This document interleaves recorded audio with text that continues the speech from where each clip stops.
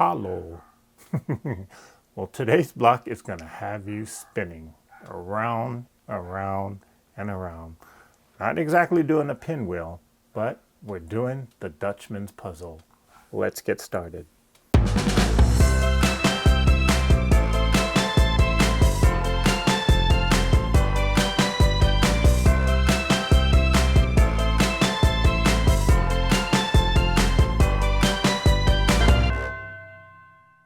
I couldn't find much history behind the Dutchman's puzzle quilt block. However, we do know that it first appeared in somewhere around the late 1800s, so it's a pretty old block.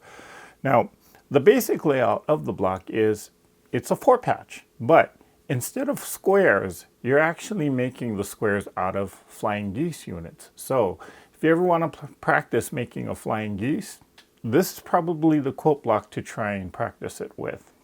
In preparation for this video, I do know for a fact that, well, paying attention to where you're putting your seams and the fabric placement, as well as the block orientation, yeah, that stuff really does matter on this particular block. So I have to ask for a little help here.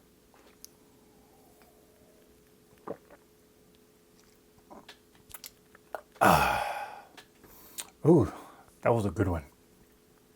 Okay, let's get this block started. So to make this block, these are 2.5 inch by 4.5 inch rectangles, and I got 8 of these. And I also have 2.5 inch squares, and these are a total of 16. Now, I am choosing to actually make this a very colorful block. Now, you can go with just a regular white 2.5 inch square, or you can just mix it up to whatever colors you want to. Now, when you see the block layout, you'll understand why I have 2 different colors here. I got 4 of the pink in 2.5 inch squares and 12 of this orange color.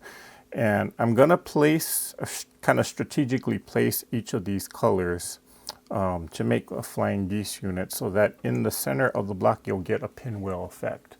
But again, make it your own. I'm opting to make it very colorful, and I was playing around with the layout. But if you want to just go with plain white squares or white 2.5 inch squares or of some other background, make it your own block, so you don't have to necessarily exactly follow what I'm doing here. With these 2.5 inch squares, now normally you would see me draw a line on the back from corner to corner, but this time, because there's a lot of them, I'm just going to actually finger press the squares down. And what we are going to be doing is we're going to be building some flying geese units. So I'll put the pink block here in this corner, and let me grab Woody. And with this orange square, again, I'm going to just press it down, or just kind of finger press it down. And this is the flying geese unit that we're going to be building. Okay, so on 4 of these flying geese units, you're going to have a pink square in the upper right corner, and then the orange square going in the upper left corner. Then on the rest of the 4, it's just going to be an orange square on both sides.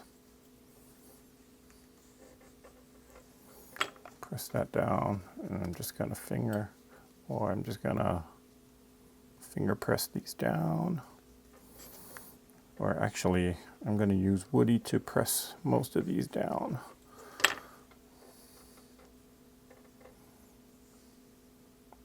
Okay, so we're going to have 4 of these and 4 of these units. Now, when we sew these together, we're going to be sewing right on that crease. We're not going to be sewing a 1/4 inch away from the crease on both sides. Instead, we're going to be sewing right on the crease. Now, I know you can't see this in the camera.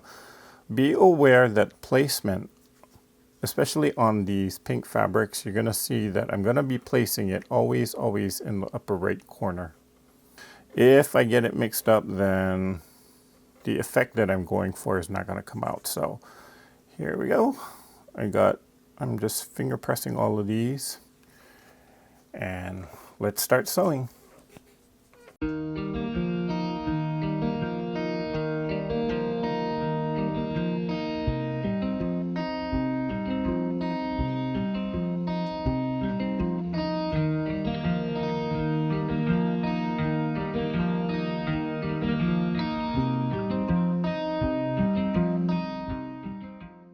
So I got all the orange squares sewn, and notice that they're all on the same side of the 2.5 by 4.5 purple rectangles. They're all on the left side here.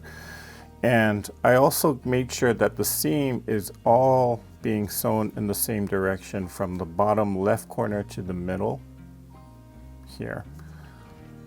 Okay, and that's actually very important to pay attention to, because if I were to sew, for example, the seam from this corner to the center, then that kind of just changes the orientation of the block when you start laying it out. So again, just pay attention to what direction that you're sewing your seams.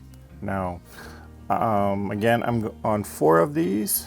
I'm going to attach the pink to the upper right corner. But before we do that, we're going to press these blocks open, and we're going to trim away this excess here. So let's get these blocks pressed. One of the things that I do before I press the block, or before I do anything else, especially if I'm doing this stitch and flip method, notice that the corner, it doesn't go all the way out to the corner. You can kind of see the back or the fabric sticks out here. So I'm actually going to rip this one apart, and when I sew it again, here's the seam line that I have now. I'm actually going to go just ever so slightly toward this corner here, so that when I fold it back, hopefully the fabric, or the corner of the fabric, will actually match to the corner here. Okay, so I'm going to put this one aside. Let's check some of the others, because I didn't factor that in. Okay, so this is pretty good. I'm not going to redo this one. Yeah, this is pretty good. So I can press this one out.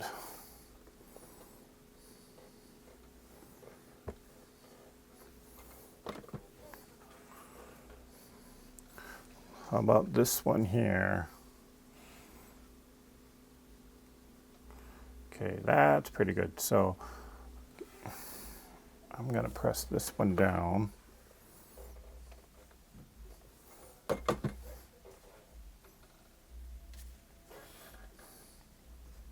Okay.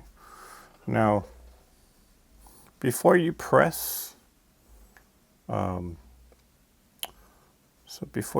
you can trim away your excess. I tend to actually press it and then trim it, for whatever reason. I know most people will actually, they'll check to see if it matches. Oh, this one's pretty bad. Oh, no, not that bad. Okay. I know they'll check it like this, then they'll cut the excess off here, then they'll press it. But I just tend to press it before I cut it, for whatever reason. Not that it really helps me in any way. It actually works against me, so don't ask me why I continue to do it. Okay. Checking this one. Not bad. Not bad. A little bit off, but I can live with that. Okay, how about this? Oh, okay, yeah, this one's pretty bad. So you see how it's not even lined up correctly. So I'm going to redo this one, as well as this one's not that, yeah, that's not great. So, oh boy, I think I need my elixir. Okay, this one's, okay, so these are good, but these are bad. So I'm gonna rip these apart and redo them. Okay, so I'm gonna line this up a little bit better.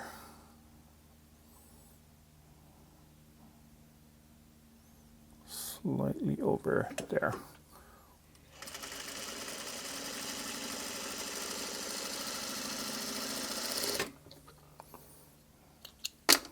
Okay. Let's see how I did with this one.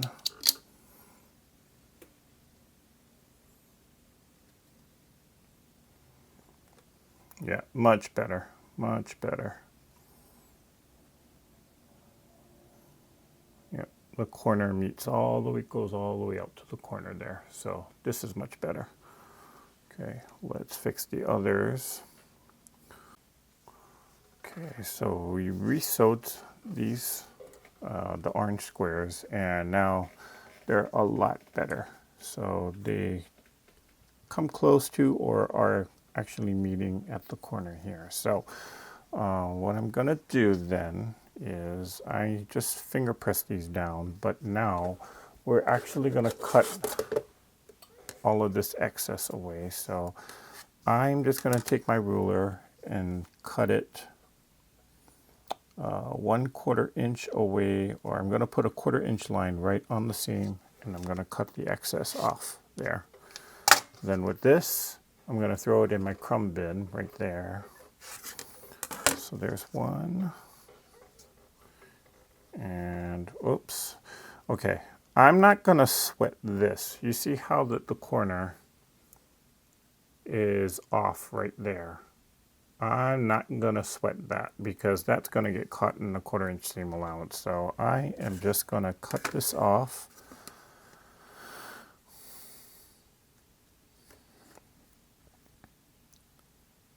Lining up the 1/4 inch line right on the seam and cut that.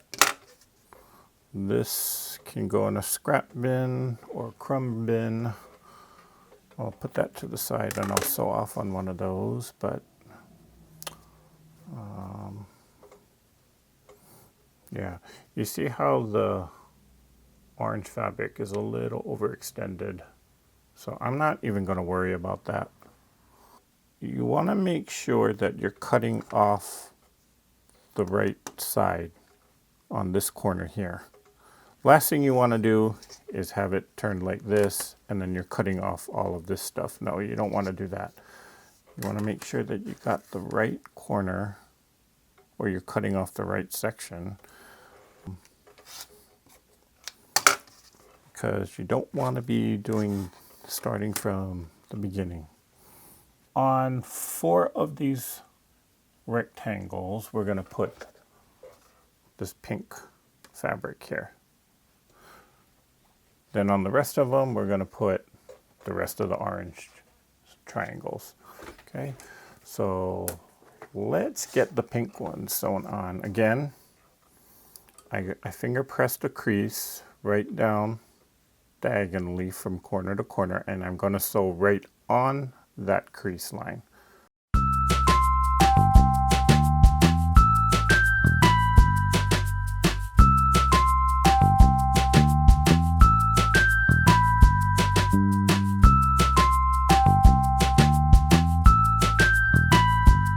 Okay, so again, we're going to check.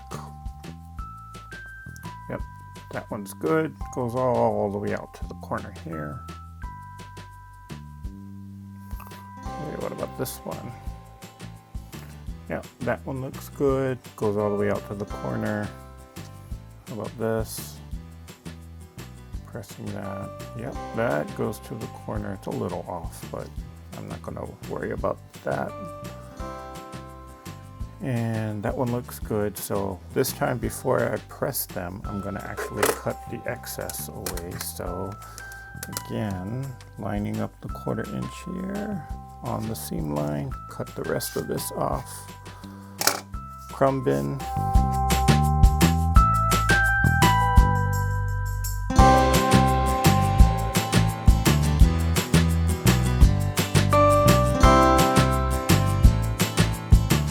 One thing I will do is when A seam doesn't want to stay down like this. These are popping back up. I will take a composition notebook and just put it on there. And the composition, as the blocks or the fabric pulls down, having this lightweight composition book on top of it basically smashes it down, but it helps for the fabric to develop memory that it needs to stay down there. Okay. So now the blocks are lying flat. Let's get all of these guys pressed as well, and then we'll sew the orange. So you see how like this piece is flapping forward. I can put the composition book down, and as the block is cooling down, the heat or the residual heat from the iron is going to help the fabric develop a memory to stay flat. They're much flatter now. Put the iron back. Okay, so let's get the triangle let's get that side sewn up. Let's go back to the sewing machine.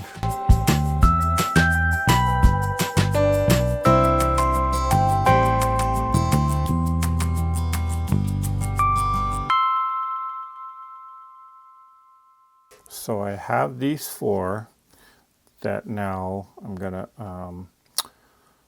gonna check to see that does it go all the way out to the corner. Yep, this looks good. And let's see, does that one go? Okay, this one wasn't lined up correctly, but I'm gonna just leave it because you can kind of see that the purple fabric is sticking out right there, but that's not enough for me to even worry about it. So we will cut the excess off on these. If you don't want to rotary cut this part off, you can use a scissors. I just find that the rotary cutter is way faster for me. You don't even have to cut it exactly a 1/4 inch away because this is the seam allowance. You know, an approximate 1/4 inch is fine. Okay, sometimes if I'm really in a rush, I'll just do this. And even though that's not even a 1/4 inch, that's way bigger than a 1/4 inch. You know, it doesn't really matter because it is, again, the seam allowance. I should also mention that when I'm pressing these triangles, I'm not pressing the seam allowance open. I'm just actually pressing towards the corner here. You could press the seam allowance open, but I just found that it's a lot faster, especially on a flying geese block, that it's just faster to just press the seam, press towards the corner. Okay, so let's press these blocks. Okay, so this time I have all 4 of them laid out. And I'm just gonna, I kind of call this chain pressing, where you just go right down the line and then open, open,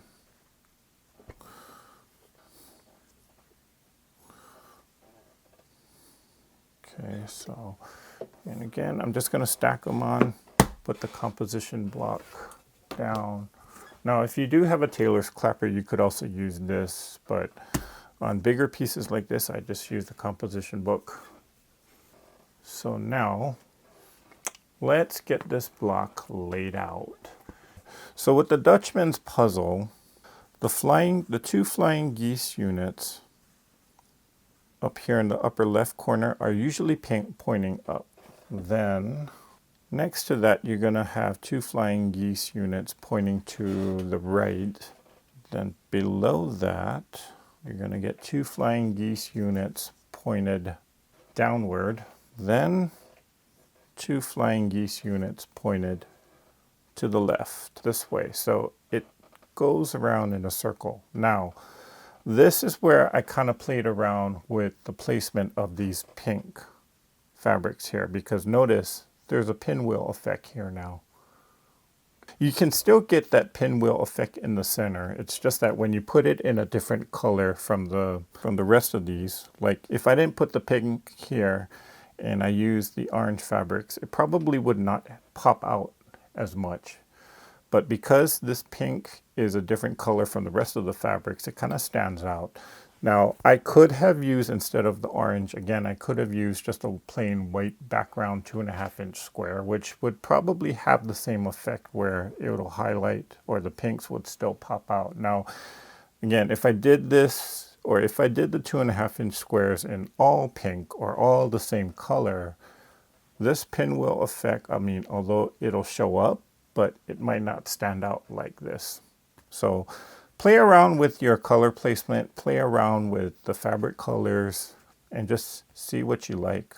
I decided to just do it this way because, well, I like this pinwheel here. And I like these fabric colors. So this is what I decided to do. But again, play around with the colors and play around with your fabrics. So we're going to sew this together like a giant 4-patch where, first of all, we're going to sew the two flying geese units together to each other. Again, paying attention to where, or making sure that I'm doing the right placement and paying attention to where this pink fabric falls. Then we'll sew it all together like a giant 4-patch. So let's get this block sewn.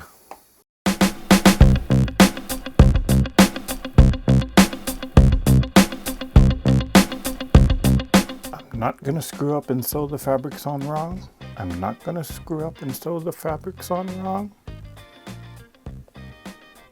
Oh crap, I sewed it on wrong.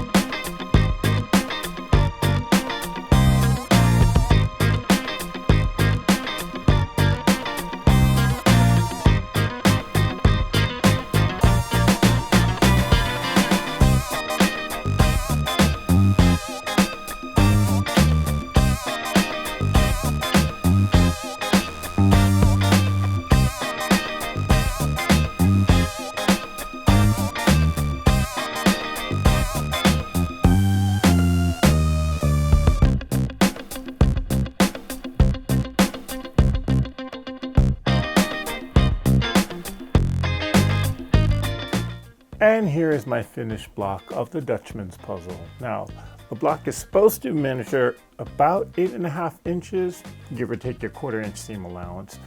Mine came a little bit short, but you know what? I'm not going to worry about it. I'm happy with how this turned out. Now, before we end this video, a little housekeeping notice, because today we announced the winner of this Benartex Jelly Roll.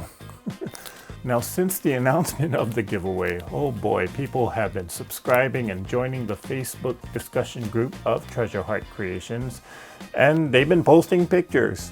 They posted pictures of their versions of the THC 52 week blocks, or they've been posting pictures of quilts that they've worked on this year. Hey, everything under the sun.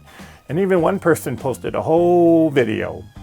Today, we're announcing the winner of this jelly roll. And so, I got everybody's names in here, and I'm not even gonna look, and I'm just gonna mix this up. And the winner of the jelly roll is, hey, Miss Kelly Barnum. I don't know if you can actually see that.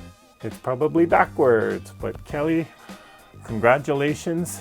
And I will be contacting you through Facebook to get your mailing address. If you didn't win this month, don't worry. We'll be doing another giveaway for the month of October 2021. But in order to participate in this giveaway, you have to join the Facebook discussion group of Treasure Heart Creations. And we'll be announcing the rules towards the October giveaway exclusively in the Treasure Heart Creations Facebook discussion group. So, head on down to the description below, click on the link to join the Facebook discussion group of Treasure Heart Creations, and you'll see the post and all the rules about entering the October giveaway. Well, I hope you liked this video. Hit the thumbs up and subscribe to this channel. Hit the bell for notifications on when I upload the next video. Put a comment down below. Tell me what you like or maybe what you didn't like. And again, join the Facebook discussion group of Treasure Heart Creations and post a picture of what you're working on. If you're on Instagram, Post a picture of your blocks using the hashtag THC5252. That's it for now. Now go out and create something.